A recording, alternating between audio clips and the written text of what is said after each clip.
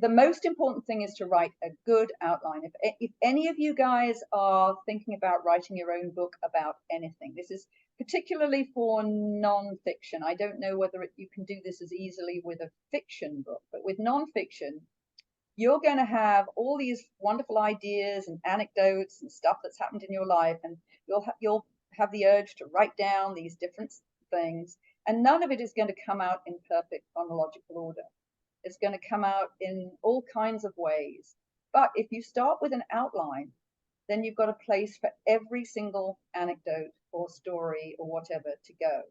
So the outline is really key, and Microsoft Word has a very good outlining facility in that program, and that's what I use. So I learned how to put a book together at this Kindle conference that I went to in 2013. I had no intention of writing a book. I just found out about my husband's infidelity, and he had offered me a part-time wife position.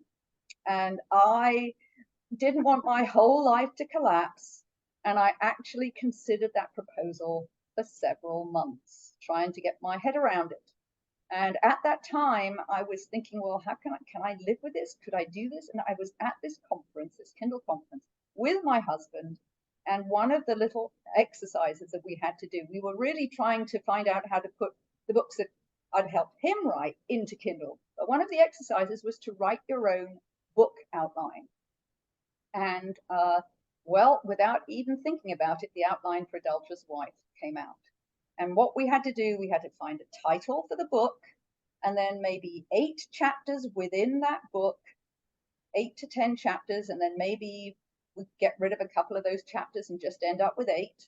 And then for each of those chapters to have 3 or 4 subheadings, and maybe get rid of one of those subheadings if it didn't seem to serve. And then, you know, whenever you had any ideas to write about, you had a place for them to go. And if you hadn't written a chapter that was appropriate for that thing that you wanted to write, then you invent another chapter. You write another chapter in the outline. Or, you know, something fits in a chapter, but you haven't really got the right subhead for it, then you write another subhead that works for that particular story or anecdote. And really, before you know it, you'll find that your book really starts to take shape. So for me, that was the process. It was the outlining process. And I had never intended to write a book. The original title of that first book, instead of being Adulterous Wife, How to Thrive Whether You Stay or Not, was How to Thrive If You Choose to Stay, because that was a very unusual topic.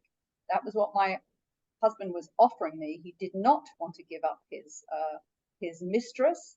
You know, he said to me, well, I'd be perfectly happy spending 2 or 3 days a week with her and the rest of the week with you.